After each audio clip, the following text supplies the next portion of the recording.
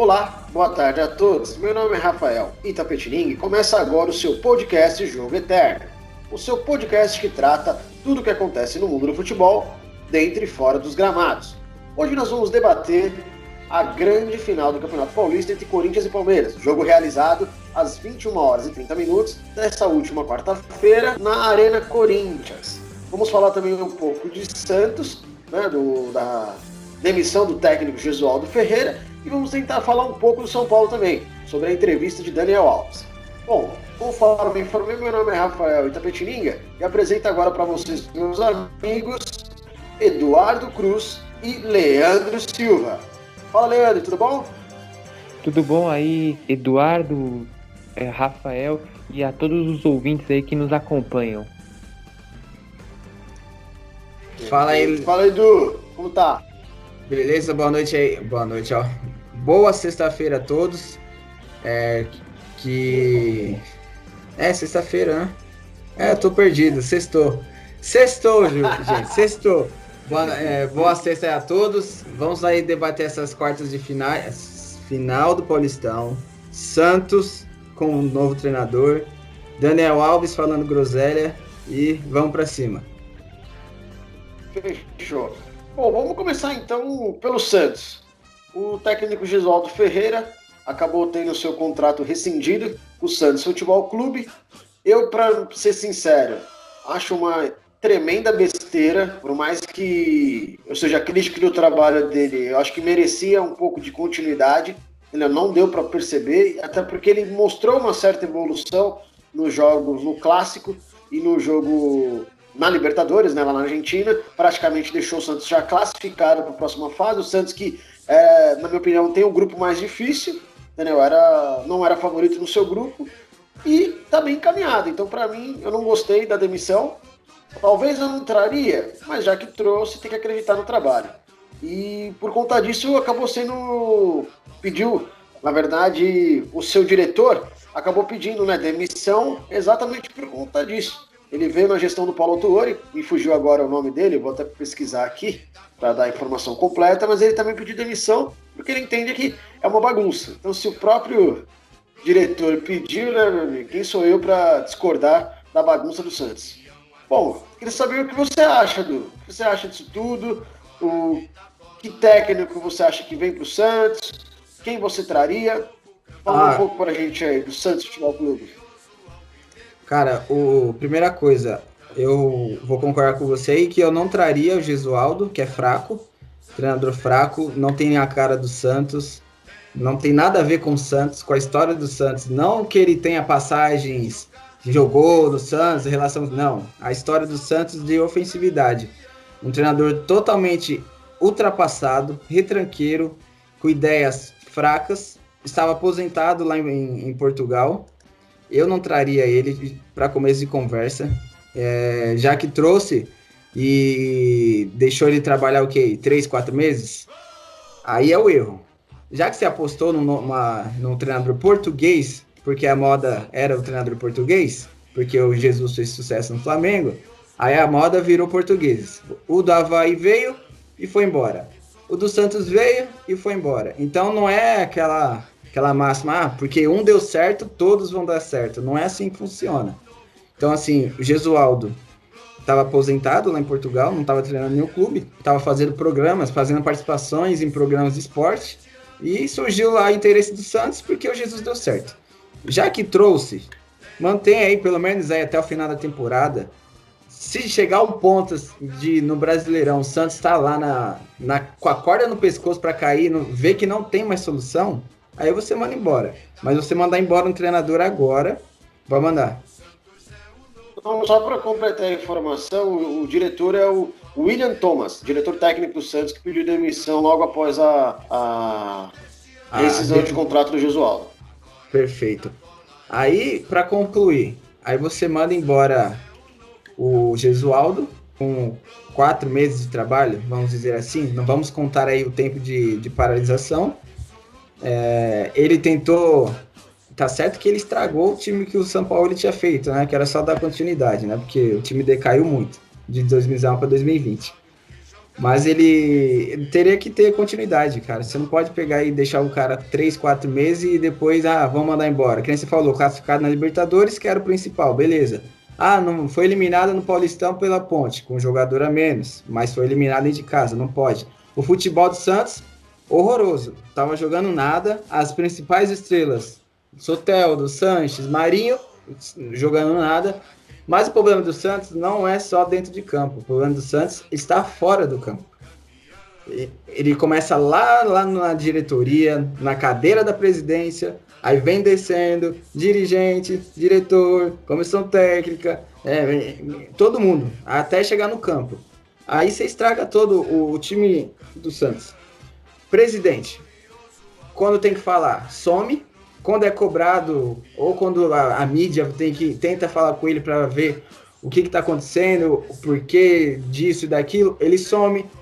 Ele não tem palavra, o presidente do Santos, porque ele fala que eu vou dar entrevista para X pessoa, para Y. Aí chega no dia da entrevista, ele some, ele não atende o telefone, ele desaparece, ele não aparece no CT do Santos. Eu nunca vi um presidente que não aparece. Só quer aparecer na boa. Na boa, qualquer um quer aparecer, meu cara. Na boa, todo mundo quer aparecer, mas a hora que você mostra a competência, na hora do vamos ver, na hora que você tá na ruim. E o Santos tá na péssima. Ninguém fala da situação financeira do Santos, não sei o porquê, porque o Santos é um dos, pra mim, é o top 3 do Brasil de clubes. Eduardo? Pela história. Pode falar. Em relação à dívida que você está citando aí, além da demissão do Gesualdo, o Santos está devendo em torno de 5 milhões para o técnico português. Então, isso que eu ia concluir. Aí você manda ele embora, aí você ainda vai ter que pagar o contrato dele, porque tá lá tem uma multa, que se você mandasse ele embora, teria que pagar tudo. Então aí o Santos não tem dinheiro, já tá devendo, se eu não me engano, o Gesualdo agora é o 4º treinador que o Santos tem a pagar ainda, sem contar atletas, redução de salário de atletas que foi 70%, muito além do que a maioria dos clubes fizeram. Aí você tem que pagar funcionários do clube, você tem que pagar contas, e ninguém fala que o Santos também está numa situação horrorosa financeiramente falando. Todo mundo fala de Corinthians, todo mundo fala de fulano, de Beltrano, mas ninguém fala do Santos. Mas é porque o Santos está na Baixada, não sei, mas o Santos é um dos maiores clubes do país. E aí o presidente Pérez, ele é muito desvirtuado mentalmente, vamos dizer assim. Ele não pensa nas consequências, ele age por impulso. E aí ele manda o Gesualdo embora, não sei quanto o Gesualdo ganhava e também nem é do meu interesse. Cada um sabe aquilo que ganha e fez por onde para ganhar, querendo ou não, sendo fraco ou não, ele fez por onde para ganhar, mas tem que pagar. Você manda o cara embora e na sequência você fecha praticamente aí fechado com o Cuca. Cuca vai viajar para Santos amanhã para acertar detalhes aí do contrato, que o Cuca já fez algumas exigências, como qualquer treinador vai fazer. Primeira coisa que ele fez foi uma pergunta simples para o presidente: vai sair mais alguém? Sim ou não? O presidente não soube responder. O presidente falou: vem aqui que a gente conversa. Amanhã o Cuca está indo para Santos. Tudo indica que vai fechar, independente da briga de Pérez e Cuca, que não se dão bem. Cuca já conhece o Pérez, como que ele é. E o Cuca vai encarar mais esse desafio aí. Se eu sou o Cuca, pulava fora, porque é barca furada. Enquanto o Pérez estiver no Santos, Leco estiver no São Paulo, vai ser isso aí que a gente tá vendo. Bem estranha essa história do Cuca aí, na minha opinião, viu? Bem estranha. Ele saiu extremamente brigado com o Pérez e voltar ainda na situação que o Santos se encontra. Não é o perfil do Cuca fazer isso, não. Mas amanhã a passagem já tá comprada. Amanhã ele tá lá na Baixada para falar com a direção do Santos. Se o Pérez vai estar lá ou não, isso daí nem o Pérez mesmo sabe. Acho que nem Deus sabe se o Pérez vai estar lá nessa reunião. Mas que o Cuca vai estar lá, ele vai estar lá para conversar com o Santos. Tudo indica que vai acertar. Se eu fosse o Cuca, eu não iria para o Santos. Em hipótese alguma. Não iria. E você, Leandro? Traria o Cuca ou ia de outro técnico? Primeiramente, o Santos ele já errou trazendo o Gesualdo. se você olhar a idade dele, ele tem 74 anos.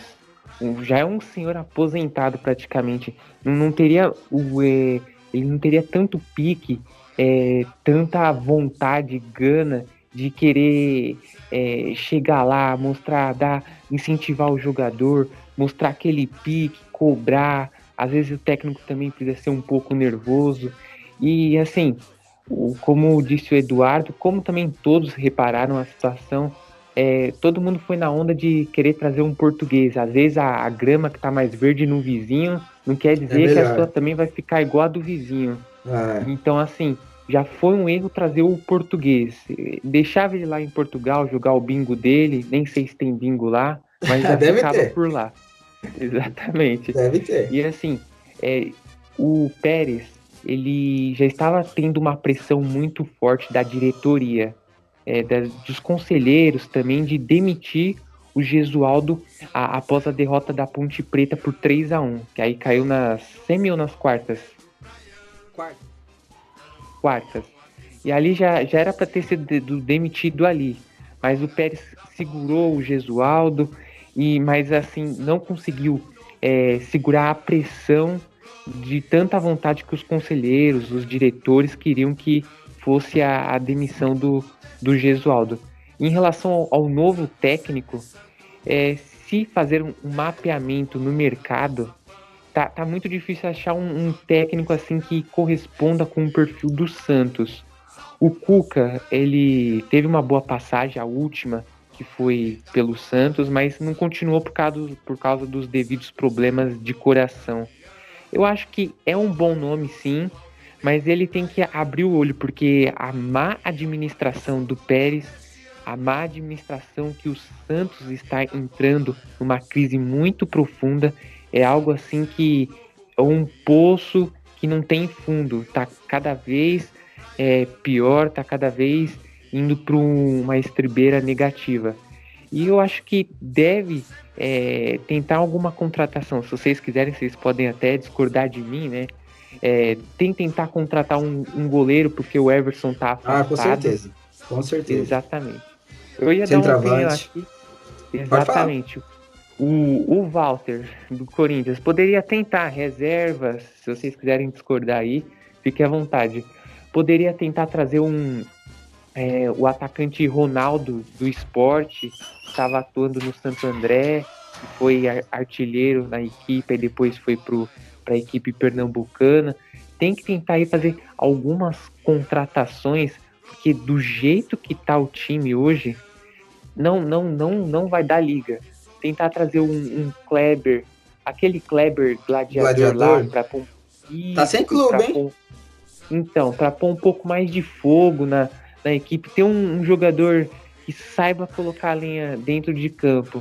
Então, mas resumindo, o Santos está totalmente perdido e se não se ajeitar, vai sofrer. E tem que tomar muito cuidado para não virar um Cruzeiro paulista. Tem que abrir o olho no Campeonato Brasileiro, senão pode ser até rebaixado. E só concluindo aí os treinadores, você falou dos treinadores, Leandro? Os treinadores que a gente tem desempregados no momento: Abel Braga, Joel Santana, Jair Ventura, que já passou no Santos e não fez nada, que é horrível também, diga-se de passagem. E eu não consigo ver outro treinador que esteja assim desempregado no momento para assumir o Santos. Os que tem, o Cuca tem até a característica do Santos. O problema do Cuca é que ele é brigado com o presidente e ele tá querendo ir pro Santos. Então, paciência. Mas se eu sou o Cuca, eu não iria. Mas eu não vejo outro nome além do Cuca assim para assumir, que esteja desempregado. Porque eu duvido um treinador empregado vai largar o clube dele ajeitadinho, Dorival Júnior no Atlético Paranaense, que tem bom histórico no Santos, um Rogério Ceni que falaram também. Eu duvido que esses treinadores vão largar Fortaleza e Atlético Paranaense, que são organizados, pagam em dia, para ir pro Santos, que é uma bagunça total. Eu cheguei a pensar nessa hipótese aí também, o Rogério... Opa, desculpa, Rafael.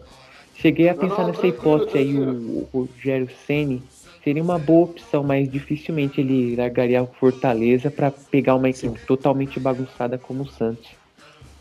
Concordo. Olha, eu concordo em boa parte do que vocês disseram, só não concordo na parte do técnico que ele não deveria nem ter vindo. Eu acho que trouxe, entendeu? Era uma aposta, só que deveria ter continuado com ele. E referente ao novo técnico, eu particularmente traria o Elano. Entendeu? O Elano fez um trabalho digno ali na Inter de Limeira, eu traria o Elano, ou quem sabe tentaria até o Guto Ferreira, que um técnico como esses não vão negar o Santos. O Santos, por mais que seja uma bagunça, continua sendo o Santos. Bom, mas é isso. Vamos falar. Só concluir, eu acho que o Guto Ferreira não sai do Ceará nesse momento para vir assumir o Santos, não. Ainda mais depois da taça erguida na terça-feira, que foi o bicampeonato, o segundo título da Copa do Nordeste. Eu acho que o Guto Ferreira não ia abrir mão do Ceará, que está organizado e vai dar trabalho no Brasileirão para assumir o Santos todo bagunçado. Mas com todo respeito ao Ceará, né, meu amigo? Estamos falando de Santos Futebol Clube. Então, mas o Ceará tá com o chamou, tem que vir na hora. Eu não penso assim. Eu não largaria. A gente pode levar de exemplo o Rogério Ceni. O Cruzeiro chamou, ele foi correndo. E aconteceu. Eu não viria pro Santos, não. Jamais. Eu posso te dar um exemplo do Thiago Nunes. A bagunça que é o Corinthians, ele não veio? Então, o Corinthians é diferente. O Corinthians era diferente do Santos. Time dessa forma, time dessa grandeza, quando chama tem que ir.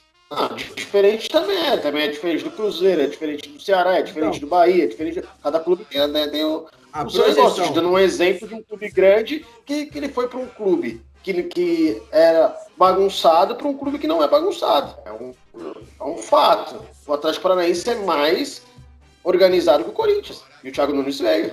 O Ceará é mais organizado que o Santos. E por isso que eu acredito que o Guto Ferreira iria.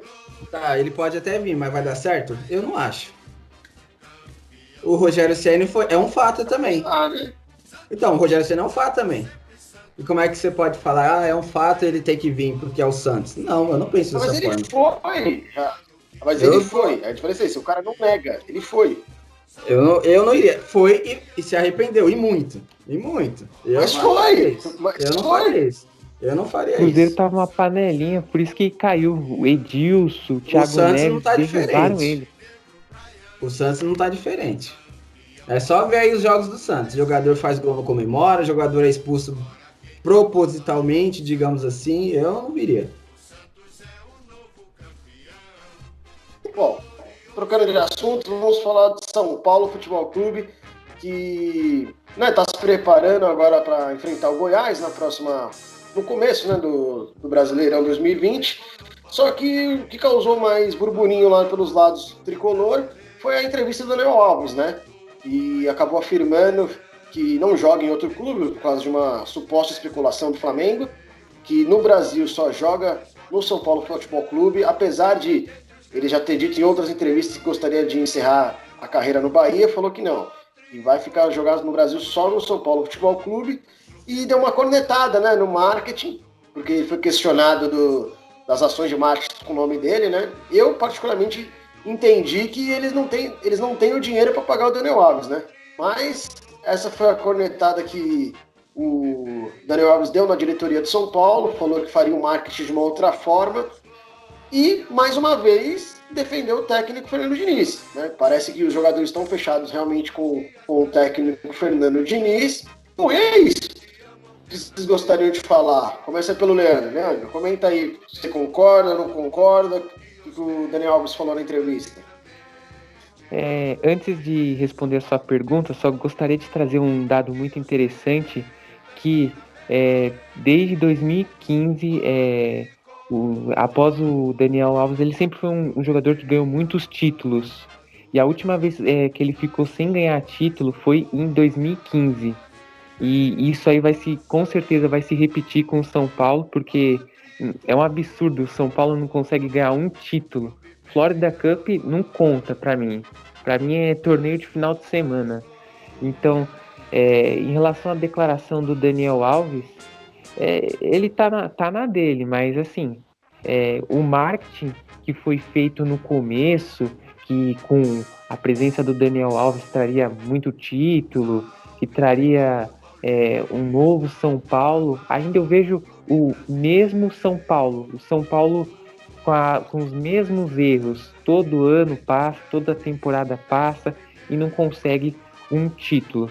Já em relação aos salários do Daniel Alves, parece que o São Paulo ainda não conseguiu um patrocinador, uma empresa que possa arcar com todo o gasto que esse jogador traz para o São Paulo. Qual foi a outra pergunta? Diniz. Diniz. Isso, na verdade Diniz. Era da afirmação que ele deu lá. Ah, sim. Vai lá, em relação a... Pode falar. Não, pode seguir. Em relação ao técnico Diniz, ele está tentando colocar um jogo ali, manter um padrão, mas isso não está acontecendo.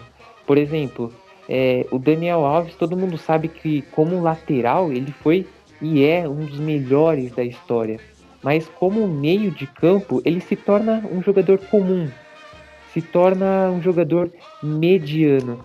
Então, assim, precisa ter ciência de escolher um bom técnico, mas o mais importante é mudar a direção, porque é mais uma direção que é muito ruim, que está estragando a história do São Paulo. Enquanto não mudar o que está lá em cima, no topo, dificilmente vai conseguir ter uma mudança essencial para um time que no passado foi vitorioso e conseguiu muitos títulos. Compreendi. Du, que você tem algum detalhe da entrevista que eu deixei passar que você gostaria de ressaltar? Se tiver, pode citar, mas se não tiver, só comentar aí esses 3 itens que eu citei. O Daniel Alves, ele falou que só joga no São Paulo, tal, no Brasil, por causa do Flamengo. A torcida do Bahia deu uma cornetada nele, porque ele lembrou que ele falou que ia encerrar a carreira no Bahia. Aí ele achou ruim que a torcida do Bahia tava cornetando ele falou que não joga mais no Bahia, que é só no São Paulo. Mas se for para ele jogar no Bahia, pelo que ele disse, que ia jogar 2 meses no Bahia, que não vá mesmo, porque ele não é maior que o Bahia. Aliás, nenhum jogador é maior que nenhum clube nesse mundo. Ele pode ser o Daniel Alves, ganhar o jogador que mais ergueu taça na carreira, na história do futebol, mas ele não é maior que o clube. Jamais. Porque se não tem o clube, não tem o jogador.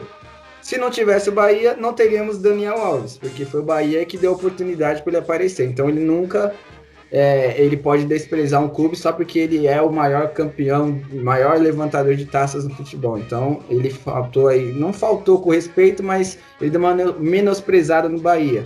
Então ele não pode falar uma besteira dessa. E quando ele fala, o Daniel, o Fernando Diniz, não sei o que, estamos fechados. Não sei se vocês já perceberam. Todos os times que o Fernando Diniz passa, todos os jogadores falam o mesmo discurso. Ele é bom, ele treina bem, ele tem um bom papo, ele sabe ele entende de tática, ele isso, ele aquilo. Aí também, vamos lá, em todos os clubes que ele passou, ele rebaixou o Audax no Paulistão, ele quase rebaixou o Fluminense no Brasileirão, ele quase rebaixou o Atlético Paranaense no Brasileirão, e no São Paulo, mais uma vez, pífio. Então, eu não sei o porquê de tantos elogios dos jogadores, sendo que não tem um resultado dentro de campo. Ele deve ser um, digamos assim, vamos usar aquela gíria que a gente usava lá atrás, ele deve ser uma mãe dos jogadores. Não é possível, porque ele deve ser, tudo que o jogador pede, ele deve dar. Meu professor, deixa eu sair hoje, vou pra balada. Não, vai, meu filho, pode ir, fica tranquilo. Amanhã você vem, você treina. Deixa eu jogar joga nessa posição, faz o que você quiser. Ele deve ser isso, porque não é possível. Um treinador que não tem êxito na carreira nenhum, vive de, vamos dizer assim, ele vive de contos. Ele é um treinador de contos, de mitos. Porque eu não vejo tudo isso que falam do Fernando Diniz. Aliás, eu nunca vi. Só porque ele tem um toque de bola, o time do Fernando Diniz começa tocando do goleiro e vai tocando até o centroavante. Beleza, mas cadê o êxito? Não adianta você começar tocando do goleiro até o presidente do time e não levantar a taça, não ser campeão. Então, ele tem ideias, pensamentos bons, mas ele é ruim para executar as ideias. Então, eu não gosto do Fernando Diniz, não é treinador de time grande, na minha opinião. Ele é treinador aí de clube médio para baixo. E olhe lá se é de time médio, porque eu já duvido muito dos conceitos de Fernando Diniz. referente aí o marketing, se o Daniel Alves está achando ruim o marketing de São Paulo, ele vai lá, senta na cadeira do rapaz do marketing de São Paulo e faça melhor do que ele. Simples. Ele não tá achando ruim? Ele não tá achando ruim? Então, ele que vai lá e senta lá para fazer, ué.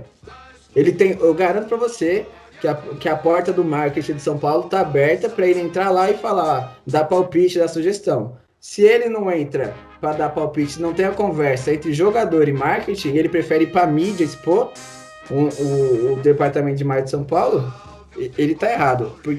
Desde que o Daniel Alves chegou no São Paulo, ele tá se achando o superior, o maior jogador da história do clube de São Paulo, e no São Paulo ele até agora é um jogador comum.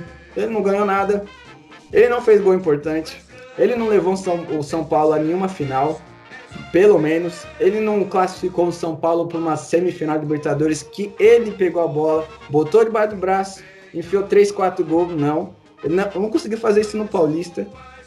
Foi eliminado dentro de casa pelo Mirassol. Ele não viu a bola. Ele nem entrou em campo porque ele não fez nada. Ele só estava em campo olhando o jogo. Então, cara, ele tem que abaixar a bola dele.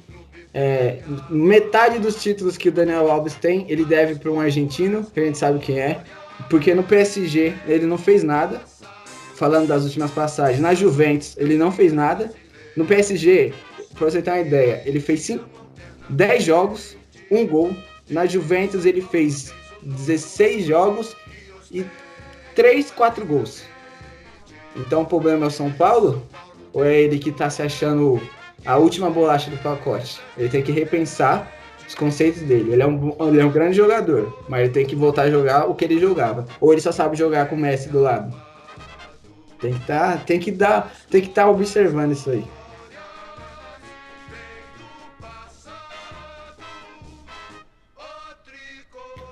Tá mudo. Seu microfone tá mudo. Agora sim. Desculpa. Pô, eu falei que eu não concordo muito com essa corneta aí quanto ao futebol do Daniel Alves, até porque ele é o melhor meio do campeonato. É inegável, entendeu? Mas o resto eu concordo em número, gênero e grau com vocês. O São Paulo Futebol Clube está uma bagunça. Melhor meia. Vamos trocar agora de assunto e falar da grande... Só pra matar. Ele é o melhor meia tecnicamente, mas ele não é o melhor meia jogando. O Juninho do Mirassol. Não, jogando. Tá, ele pode ter números bons, mas. O Juninho. É o melhor. Números. O Juninho do Mirassol tá jogando muito mais bola do que o Daniel Alves. O João Paulo da Ponte Preta, muito mais bola. Jogou muito mais bola do que o Daniel Alves. Soteldo, se a gente pode falar então, tem números bons e jogou melhor o Paulista até quando jogou. Eu não acho que o Daniel Alves seja... Ele pode ter números bons. O Luan tem números bons no Corinthians. A gente vai falar do Corinthians agora. O Luan tem 3, 4 assistências. Mas não é números bons, é os melhores números.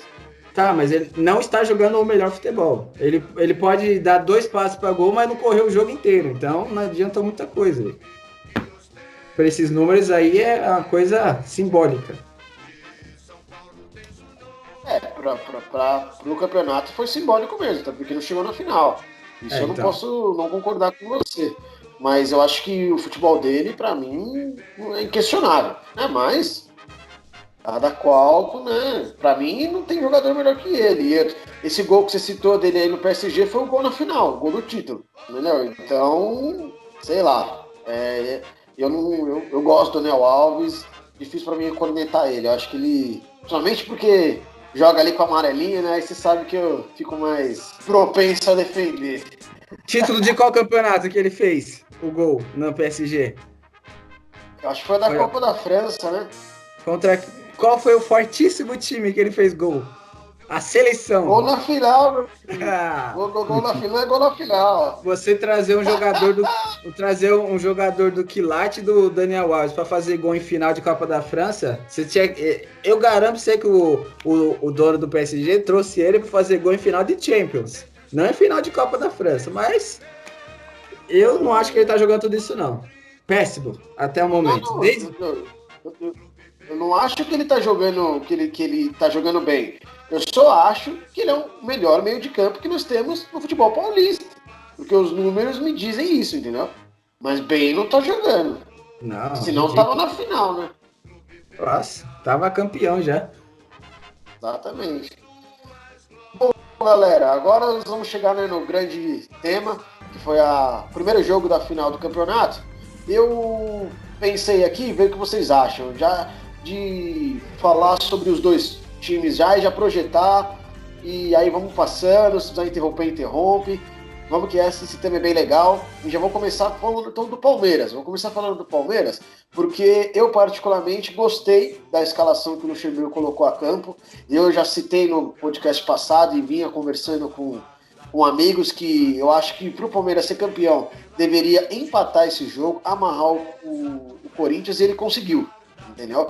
Ele conseguiu, entrou ali com o Zé Rafael no lugar do William e acabou praticamente jogando com 4 volantes, né? Ali no meio de campo, e você viu que ele anulou praticamente o Ederson. O Ederson não se viu dentro de campo. Patrick de Paula, pelo amor de Deus, só tem elogios ao moleque, tá jogando muita bola. Gabriel Menino me impressionou. Sim, me impressionou na hora das faltas, os dois meninos ali da base do Palmeiras. Entendeu? E aí a gente tem que falar alguma coisa, porque a gente tem que falar que alguma coisa no planejamento do Palmeiras está errado. Quando você pega numa final de campeonato, Gabriel e Menino, Patrick de Bola, na bola parada, que a gente sabe que, até o Leandro citou no podcast passado, que vem decidindo os jogos no Campeonato Paulista, você pensa, alguma coisa nesse planejamento do Gagliotti, da diretoria, está errado, né? Everton se redimiu, né, do último clássico, resolveu pegar no jogo grande, pegou ali, defendeu. Primeiro posicionamento, eu sou fã dele, ele não faz milagre, mas ele se posiciona muito bem. Para mim, apesar do Ramiro ter perdido o gol, tem muito dele ali, da questão de aguardar a reação do jogador, de não se precipitar. A bola que ele pegou do Matheus Vital é maravilhosa, é a la Cássio, entendeu? Mas resumindo, eu gostei sim do Palmeiras nessa parte. É lógico, faltou futebol. Mas eu acho que para a proposta do Luxemburgo, conhecendo o professor, eu acho que é o que ele queria realmente. E foi nítido que no segundo tempo, com o banco do Palmeiras, com aquele elenco, ele melhorou a partida, né? Porque ele entra com o Bruno Henrique, entendeu? Que muda a partida praticamente. Entra com o Scarpa e dá possibilidade de chute a gol e tudo mais. E no banco do Corinthians, talvez ele tenha demorado para mexer, mas não tem os mesmos jogadores que tem o nível do Palmeiras. Falando agora do Corinthians, eu acho que o time vem evoluindo, né? Agora deu uma estacionada agora nesse jogo, ainda mais gostei, né? Eu queria destacar o Luan, que para mim, cada dia mais, o Luan está sendo injustiçado, entendeu? Porque ele precisa render um pouco mais, mas é a característica desse jogador. Ele deu um lançamento para o Ramiro primoroso, entendeu? Nas costas do Matheus Vinha. Participou do lance, começou a jogada do Matheus Vital. Então, cara, eu acho que o Luan está sendo injustiçado no Corinthians. Estão pedindo uma coisa para ele que ele não vai dar. Não é nem injustiçado, estão pedindo uma coisa que ele não vai dar. Exatamente, entendeu? Ele não vai correr. Gostei também do Jô, eu acho que segurou bem a bola ali, mas ele tá precisando ser mais acionado para finalizar. O Ramiro, é difícil falar do Ramiro, né? Aquele gol não se perde, né? Mas tirando isso, fez uma partida consciente. Então, entendeu? Tirando isso, fez uma partida consciente. Gostei também da zaga, eu acho que Gil e Avelar estão muito bem. Só acho que o que menos jogou mesmo foi o Ederson, que praticamente não apareceu, mas não jogou, e o Fagner, né? Que nem parecia que era o Fagner. Errou passe besta. Exato, cara. Que quase saiu gol do Palmeiras. Você fala, Deus. Parece que o embate ali com o Mateuzinho ali deixou ele um pouco mais preocupado. Eu acho que o Diogo Barbosa ali para ele estava mais tranquilo. Entendeu? Apesar que ele ainda conseguiu ainda, né? Matheus Vinha vacilou no lance do Ramiro e ele tomou uma caneta do Fagner. Né? Então, eu acho que ali o embate ali, os dois não foram nem bem nem foram mal. E do Thiago Nunes, eu acho que talvez ele demorou para mexer, mas eu acredito que seja uma coisa natural. E se você tá vindo com um time que tá há 4 jogos vencendo sem tomar gol, né? E mais uma vez não tomou gol. Então, eu acho natural ele ter aguardado um pouco mais para substituir. Entendeu? Mas no segundo tempo, o Corinthians não existiu. Em determinado momento do jogo ali foi complicado para o lado corintiano. Bom, era isso mais o que eu tinha que fazer. Eu só queria fazer realmente um desabafo, porque eu vejo muita gente cornetando o jogo. Eu acho que o jogo não foi bom tecnicamente, mas também não foi horroroso, como estão dizendo. Eu acho que tem lance sim que você consegue tirar, principalmente da parte do Corinthians, né? O Palmeiras acabou o jogo com um chute no gol só. Então, você vê que assim, faltou qualidade, mas eu acho que a entrega dos jogadores, a disputa, o lado do técnico, eu acabei gostando da final. Não me impressionou um 0x0 e esse jogo realmente mais burocrático aconteceu entre as equipes. Bom, agora para a final, mais uma vez ver o que o Luxemburgo vai fazer. Eu acho que tá tudo na mão do Luxemburgo aí. Apesar de acreditar que o Corinthians vem melhor psicologicamente, eu acho que o Luxemburgo pode fazer diferença.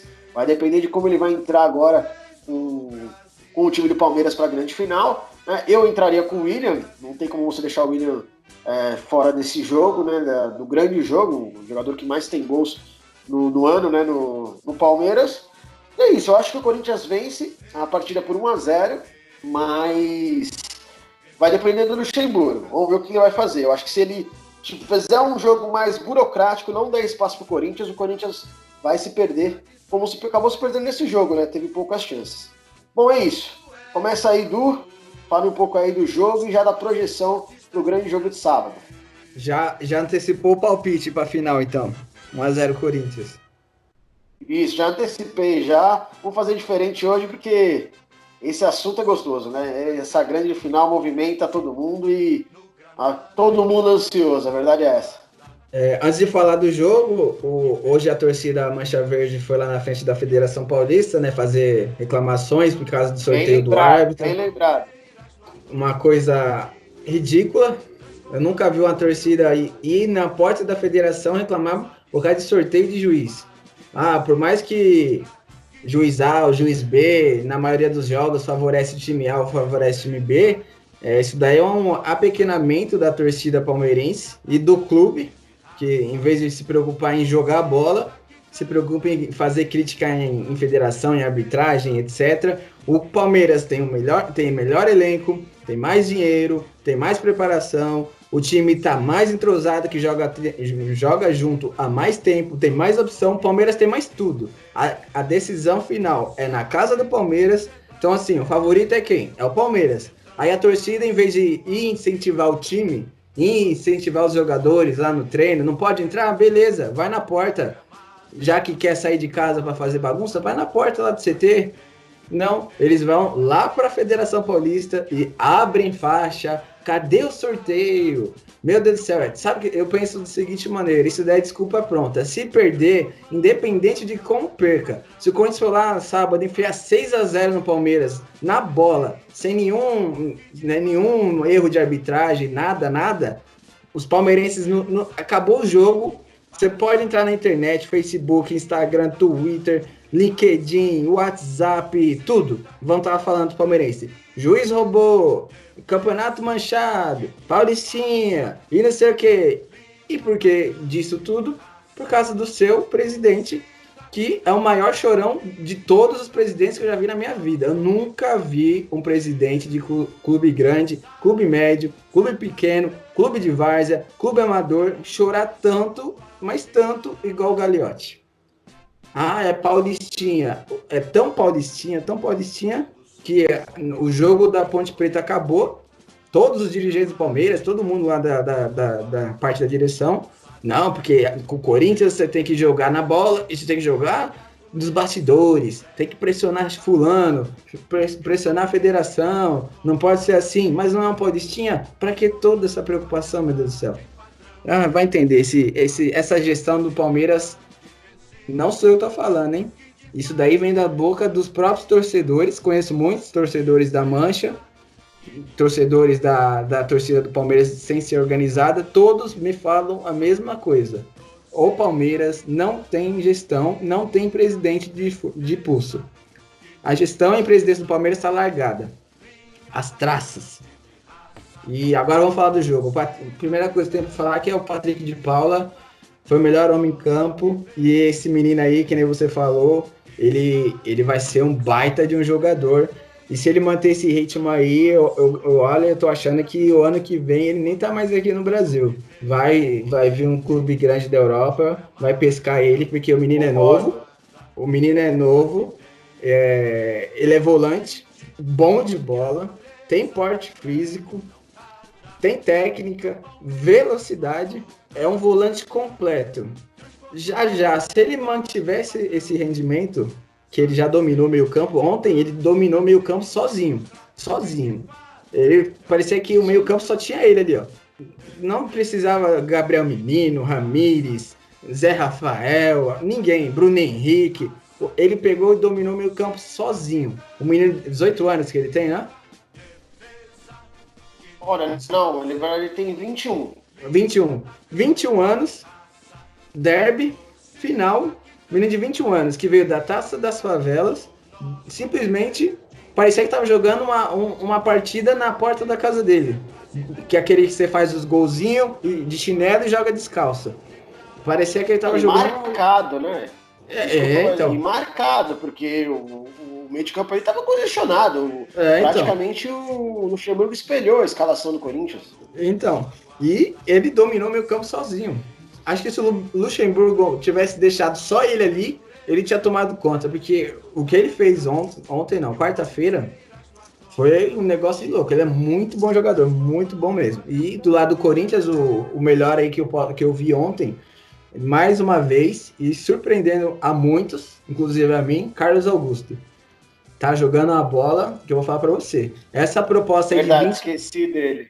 Essa proposta que o Monza da Itália tava querendo fazer por ele de 20 milhões de reais, eu já não aceitaria mais. Se fosse de euros, beleza. Mas de reais, eu não aceito. Do jeito que ele tá jogando aí, mas eu não aceito mesmo. Porque se o Corinthians fizer isso, tá, eu acho que se chegar, o desespero financeiro do Corinthians é tanto que vai acabar vendendo. Se fizer isso, vai olhar lá na frente, vai se arrepender, igual se arrependeu quando vendeu Marquinhos de graça para Roma. Vendeu Marquinhos de graça, falou, Roma, leva. Pode falar. Não, só retificando a informação, que eu fui confirmar, na verdade ele vai fazer 21 agora em setembro. Aí, ó, no começo de setembro, anos. Dia 8 de setembro, 20 anos. Menino, 20 anos, num derby, numa final de Paulista, uma final que tem fantasmas da final de 2018, muita pressão, e ele parecia que ele estava jogando com os amigos deles, os amigos dele, na rua de casa. Cara, não sentiu pressão alguma. Você viu o semblante dele assim, parecia que ele estava jogando a pelada no bairro dele. Muito bom jogador. Falando aí do Carlos Augusto, 20 milhões de reais, pouquíssimo. Se for de euros, beleza, vende. De reais, não é para vender. Se vender, vai se arrepender, igual se arrependeu com o Marquinhos. E vai sentir lá na frente. Já não tem nada assinado, né? Então, tem essa aí também. Esse é o problema dessa diretoria do Corinthians. Qualquer valor financeiro que chega lá, estando em milhões, pode ser 1 milhão. Opa, vende, leva. A gente tem inúmeros exemplos aí de jogadores bons que foram vendidos a preço de banana. O maior exemplo é o time inteiro de 2015, os grandes jogadores. Todos vendidos ali, ó, 3 milhões, 4 milhões, 5 milhões. E tudo jogador que, se você for tentar trazer agora, menos de 10 milhões você não traz. Mesmo agora, hein? Que já passou, ó, 5 anos. Verdade. E o Corinthians vendeu de graça. Falando do jogo, o jogo feio. Eu não gostei. Jogo horroroso. Final, é derby, mas feio. Isso daí, não sou só eu que tô falando, a mídia inteira tá falando, torcida inteira do Palmeiras tá falando, do Corinthians. Thiago Nunes deu entrevista, falou que o jogo foi... Me fugiu a palavra que ele usou, mas ele falou que... Ele deixou entender que o jogo foi feio. Luxemburgo falou a mesma coisa, jogo feio. O Ramires, pelo lado do Palmeiras, sem função. Teve uma bola dentro da pequena área lá. Achei que ele perdeu aquele gol, hein? Hein? Eu também, isso que eu ia falar. Aquele gol lá que ele tava no bico da pequena área, ele não se perde. Numa final, igual o gol do Ramiro. Não é para se perder. Esses gols em finais... Esses gols em finais não se perde. Mas eu ainda acho que o do Ramires foi mais perdido do que o do Ramiro, porque a bola do Ramires caiu no pé bom dele. No pé bom, e ele tava sozinho, sem marcação. A do Ramiro, confunde, é um trava-línguas, Ramires. A do Ramiro, quando ele dominou no peito, ela caiu no pé canhoto dele. E aí ele é volante, não tem aquele cacuete do centroavante ou de um meia, porque se fosse um centroavante, se fosse o Jô ali, o Jô já é canhoto, então a chance de ser goleiro é imensa. Mas digamos que o Jô fosse destro, o que o Jô ia fazer ali? Só quando ele vesse, estava sozinho. Ele ia tentar trazer pro pé direito, até porque o Matias Vinha tava fechando já. Aí o Ramiro é volante, ele não tem esse cacuete de centroavante, ele chutou de canhota, não tem força. O Everton muito bem posicionado, como você lembrou, fez a defesa. Mas o primeiro tempo, muito mais o Corinthians. Teve as melhores chances do jogo, o Corinthians. Palmeiras foi melhor no segundo tempo, mas um jogo muito fraco. O Rony, no primeiro derby pós-pandemia, ficou no bolso do Fagner. E nesse ficou no bolso do Carlos Augusto. Vamos ver no próximo, do sábado, se o Luxemburgo vai mudar, porque o Luxemburgo botou na esquerda para atacar o Fagner, viu que não deu certo. Nesse outro jogo, botou na direita para atacar o Carlos, não deu certo. Eu acho que sábado ele vai tentar botar o Rony pelo meio, para ver se pelo meio ele vai, porque até agora o Rony não mostrou que veio no Palmeiras. É aquele jogador que lembra um jogador do Corinthians, o Mendonça. Corre, mas não pensa. Se pensa, não corre. Se corre, não pensa. O Rony até o momento, o Rony tá devendo muito no Palmeiras. E eu ainda continuo pensando, não vou mudar minha opinião, o William não pode ser reserva em hipótese alguma, independente da situação do jogo. E o Scarpa tem que jogar nesse time. Porque se jogar com 4 volantes, Zé Rafael não é volante, mas quarta-feira, jogou mais como volante, fechando a ponta esquerda. Aliás, a ponta esquerda do Palmeiras, direita de ataque do Corinthians, ele teve muitos embates ali com o Fagner. E eu não acho que você ter 4 meses dentro de um elenco e nenhum desses joga para você jogar com 4 volantes. Totalmente errado. Você tem o Scarpa, nunca jogou bem no Palmeiras, mas quando precisa, em momentos esporádicos, aparece, faz gols, igual na quartas de final da Libertadores contra o Grêmio. É o melhor jogador do Palmeiras para finalizar de fora da área, é ele. E é meia. Então você tem que jogar com ele. Ou com ele, ou com o Lucas Lima, ou com o Veiga. Veiga abaixo dos dois, mas um dos 3 tem que jogar, não é possível. Você trazer 3 não usa nenhum. E Luiz Adriano, mais uma vez, jogando pelo peso de Europa, que até o momento não está fazendo nada pós-pandemia. Se fosse para sacar um centroavante, um atacante, deveria ter tirado o Luiz Adriano e não o William. Se deixar o William no banco, que é o melhor, desde quando o Dudu estava no Palmeiras, o William era o que vinha na sequência, era o Dudu e o William. Aí o Dudu vai embora, automaticamente é o William. Aí você pega numa final, independente se é em Itaquera, Morumbi, Vila Belmiro, Maracanã, Arena do Grêmio, você não pode tirar o William. Para deixar o Luiz Adriano, que não fez muita coisa no Palmeiras ainda, que joga pelo peso de Europa. Não dá. Você tem que jogar o William. Tranquilo. Então, vou falar bem rapidamente. O jogo foi muito ruim. Eu acho que faltou técnica, faltou mais chances de gols. Foi um jogo assim que, em nível técnico, foi horrível de ver. Foi de chorar os olhos, sinceramente. A escalação do Corinthians, eu gostei muito dos 3 volantes, os 2 armadores. Foi uma escalação bem ajeitada. Só acho que no primeiro tempo deveria ter colocado o Arauz e no segundo tempo a entrada do Luan. Já o time do Palmeiras, não gostei da entrada do Ângulo. Mais uma mal feita contratação do diretor. Aquele diretor que era do Cruzeiro foi pro Palmeiras e depois saiu. E o Palmeiras... Isso, exatamente. Não, e eu percebo que o time... Não é Marcelo, é alguma coisa Matos. Isso, Alexandre Matos. Isso, perfeito. E em relação ao Alviverde, eu tô percebendo que eles estão querendo muito mudar o foco para a arbitragem. Uma declaração muito importante que me chamou a atenção do Vanderlei. O árbitro não pode marcar quando ele acha que é falta. Tem que marcar a falta quando é falta. Então eles estão querendo muito mudar o foco do jogo.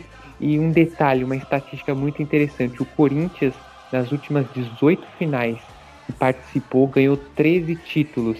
E nas últimas 8 ou 7 finais de Campeonato Paulista, teve 90%, 90% de título.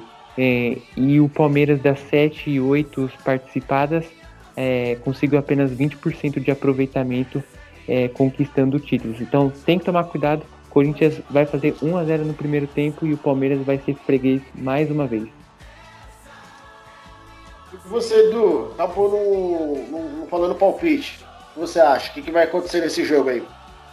Eu acho que o Corinthians vai ser campeão. Vou manter minha linha que vai ser o Tetra inédito aí, igualando o paulistano. Eu acho que dá Corinthians. O Corinthians vai ser campeão. Não vai ser fácil, vai ser difícil. Melhor em campo vai ser o Cássio, mas vai dar Corinthians. Placar. 1-0. Chorado. Carilês. Fenômeno, Caribe. Bom treinador. Eu acho que já debatemos tudo, né, no dia de hoje, o que tínhamos falado. Alguém quer fazer alguma consideração? E o Cebolinha? Vamos falar do Cebolinha do Grêmio? Um baita no jogador. Boa. Podemos até falar do Grenal, que baita de um jogo, não só o jogo de quarta, mas a história, o clássico. Jogaço. Podemos falar desse clássico aí, desse Grenal. Bora, a gente... Pode falar dos dois já, do Grenal e do Cebolinha, o que você acha? Primeiro eu vou falar aí o Cebolinha, tudo indica, se despediu do Grêmio. Se despediu do Grêmio ontem. Bom, um baita de um jogador. Chorou na hora da entrevista, foi perguntado, seu último jogo, não sei o que. Ele chorou, se emocionou, falou que foram 8 anos de muita felicidade. Vai ser feliz lá no Benfica agora. Mas falando do jogo, Grêmio, mais uma vez, superior na partida. O Internacional já virou freguês. Verdade. Nos últimos 13 jogos, foram, se eu não me engano, 13 jogos. Não, são 13, 14, 15, 16 jogos com o de ontem. 8 vitórias do Grêmio, 7 empates e uma derrota só. E detalhe, o jogador do Internacional não faz gol no Grêmio há 9 jogos. O último gol que o Grêmio levou do Inter foi gol contra do Grêmio. Então, o Internacional já virou freguês, Grêmio superior, timaço. Agora tem que ver como é que o Grêmio vai sair sem o Cebolinha no elenco. Já fazia uma baita de uma falta. Você tem o PP que joga ali no mesmo estilo de jogo, mas na mesma posição. Eu acho. Mas não se compara. Eu acho que dá, hein? Tudo bem, pode não comparar, mas eu acho de uma baita de uma possível solução. Sim, é um baita de um jogador, mas eu acho que o Cebolinha vai fazer falta porque o Cebolinha ele é mais insinuante do que o PP. O PP é um baita de jogador. E tá surgindo aí Fez a diferença lá no Sul-Americano, viu? Pra jogar as Olimpíadas, ele tava na reserva. Toda vez lá que eu esqueci o ex-técnico de São Paulo, o nome dele. O Jardine. Das divisões de base. Isso, Jardine. Toda vez que ele colocava ele, mudava o jogo, viu? Ele é muito bom jogador. Mas assim, é o Cebolinha mais completo. E tá surgindo aí um novo atacante no Grêmio, hein? O Isaac, olha, 10 minutos de Grenal, um gol. Né? 10 minutos de Grenal, um gol e quase fez o segundo, se não é o Lomba. E o Guerreiro no Grenal, decepcionante. 7 Grenais, nenhum gol marcado. Parece que tá sentindo a camisa, o peso do clássico. Pra falar a verdade, o Guerreiro no Flamengo não fez gol nenhum no Vasco. Acho que em 3 temporadas que ele jogou no Flamengo. Não fez nenhum gol no Vasco, que é o maior clássico do Rio. Não fez gol ainda no Grêmio. Então, tá vivendo ainda de louros que ele colheu no Corinthians, que foi um baita no jogador no Corinthians. Na minha visão, errou em sair, porque se ele continua, ele ia virar um dos 3 maiores ídolos do Corinthians facilmente, pelo que ele fez no Mundial. Tinha uma estátua dele hoje lá. Com certeza.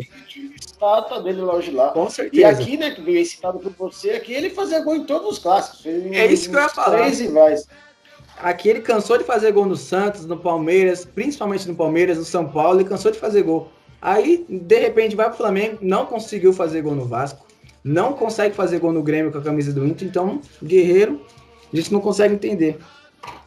As portas do Corinthians eu garanto que estão abertas para ele. Se ele quiser voltar lá, acho que mesmo a torcida falar mercenário, etc., acho que a torcida aceitaria ele de volta, sim. Agora, o Internacional, que colhe os cacos aí, não vou falar da briga, porque esse daí não precisa falar, eu acho desnecessário. Verdade. Coisa feia. Agora o Inter com o Kudê que colheu os cacos. Só um detalhe, finalizando aqui minha participação, o Internacional fez todo um reboliço aí jurídico, mandou advogado lá pro Rio de Janeiro para conseguir o efeito suspensivo do D'Alessandro, para final das contas ele só ficar no banco, nem entrou em campo. Então foi todo um carnaval em vão. Pra você ver, hein, como o D'Alessandro tá mudado. Nem na briga ele entrou. A briga rolando, ele tava do outro lado do campo, de braço cruzado, olhando. 2020 tá diferente, cara. Verdade. E, Leandro, pelo que saiu, né, na imprensa, é que o valor será de 20 milhões de euros na venda do Cebolinha. 22. Você acha que é justo? 22? Subiu 2 milhões. Você acha justo? Não acha justo? Acha que ele valia mais? Acha que tá bom? O que você acha, Leandro? O Everton, ele é um dos grandes jogadores aí do Brasil, sem dúvida. Tanto é que o Renato, acho que foi o Renato Gaúcho, e tanto o presidente reclamaram da forma como foi feita a negociação. O Jorge Jesus, que está lá no Benfica, entrou diretamente em contato. Isso, diretamente em contato com o Everton. O Renato deu uma corneta também, não deu? Eu não cheguei a ver entrevista, vocês ouviram? O do Renato Gaúcho? Isso. Ele reclamou, isso que o Leandro tá falando, que o Jesus ligou direto pro Cebolinha e fez a cabeça do Cebolinha. Aí ele ficou bravo com o Jesus. Tá.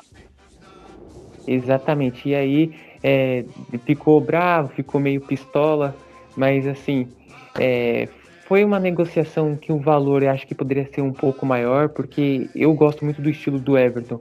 Ele é muito incisivo, é um jogador que é muito bom para contra-ataque, é difícil ter um jogador assim tão bom quanto ele assim nos próximos tempos. Mas o Grêmio tem uma boa base. Desculpa te atrapalhar, Leandro. Perdão. Ele substituiu o Neymar na seleção, pô. Ah, com certeza. Exatamente. É um baita jogador. Na Copa América, pô. E foi muito bem, viu? Diga-se de passagem. Então, eu também concordo com o Leandro. Desculpa te interromper. Eu concordo com o Leandro também. Vendeu muito barato. Que isso. Então, deveria ter sido um valor um pouco mais alto. E com certeza o Benfica, lá em Portugal, tanto o Benfica como o Porto, eles sabem desenvolver muito bem os jogadores que possuem. E se ele se destacar lá, com certeza vai vender por muito mais milhões de euros. E aí depois o Grêmio vai se arrepender. Como o Corinthians perdeu com o Marquinhos, vendeu esses jogadores que saem muito barato. Geralmente na Europa, se eles conseguirem se destacar, é uma venda muito maior do que o time brasileiro vende para o time europeu. Concordo. Perfeito. Alguma consideração final, Leandro?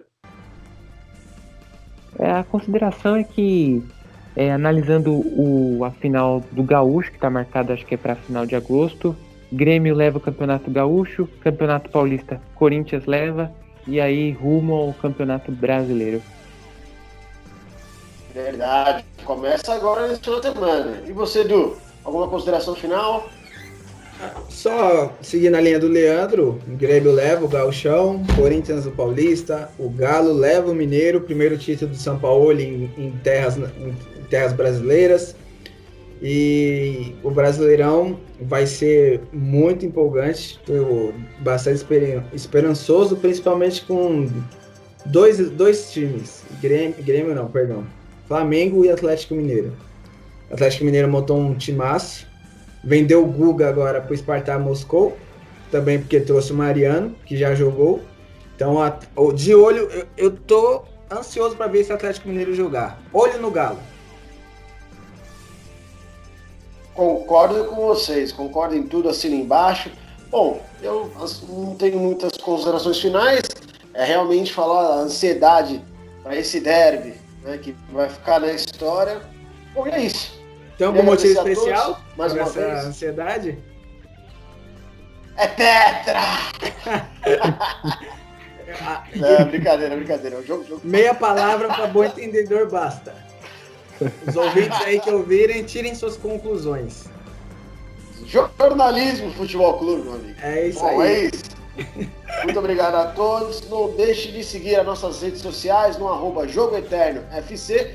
E vamos lá, entra no canal, se inscreva e, claro, marque sempre o sininho. Muito obrigado a todos. Esse foi o seu podcast Jogo Eterno. Até mais.